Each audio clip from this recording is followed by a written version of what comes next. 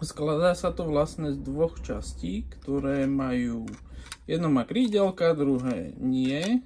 A vlastne, ak sa mi to podarí jednou rukou, tak sa vlastne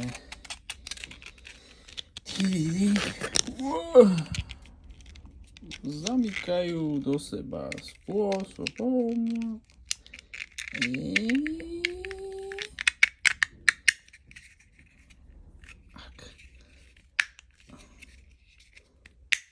a je to zamknuté. A takisto sa aj odomykajú, že vlastne táto časť, čo nemá krídelka, tak musí ísť takto dohora, aby sa to nezlomilo. A tým pádom sa to rozoberie. Lebo prvý test, ktorý sa mi podaril rozoberaný, mi to vyšlo, krásne som to rozobral, ale tento druhý raz už mi to neišlo. A potom som študoval na to, jak to vlastne rozobrať, aby sa to nepoškodilo, ale prípadne sa s tým ja pohrám a ešte si ten model upravím ja na svoje potreby, lebo aby som to opravoval kvôli niekomu pravidelne, tak to sa mi veru nechce. Takže tak.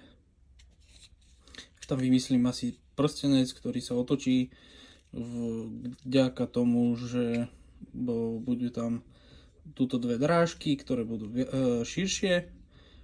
A vlastne, jak sa ten prstenec otočí, tak v sebe budeme mať zamykanie. Otočí sa vlastne o 90 stupňov cez to zamykanie a vlastne tam zostane. Tým pádom sa, aj keby sa stalo to, že sa to jemne rozťahne, tak sa to neroztrhne, neroztvorí. Tým pádom by to malo držať. Toto si ja ešte domyslím, ale hlavne prečo ma to fascinovalo to, že je to modulárne. Tým, že vlastne, jak to povedať tak záhradkársky. Výhoda toho, že to viete naskladať vedľa seba akokoľvek. Ak máte tie mikroskleníky, tak si viete podľa toho vytvoriť brutálny mikroskleník. A ďalšia vec, čo sa mi páčilo na tom, je tento lievik. Že si môžete nasypať zeminu, prípadne daný substrát, kokosové vlákno alebo bohovie, čo sa všetko používa v rámci sadenicovej zeminy. A k tomu bol takýto pekný hmoždír, alebo jak to povedať, kopítko, s ktorým si to vlastne natlačíte, aby ten substrát, prípadne tá zemina bola čo najhutnejšia, najpevnejšia, aby vlastne dokázala prenášať vodu až ku semiačku. A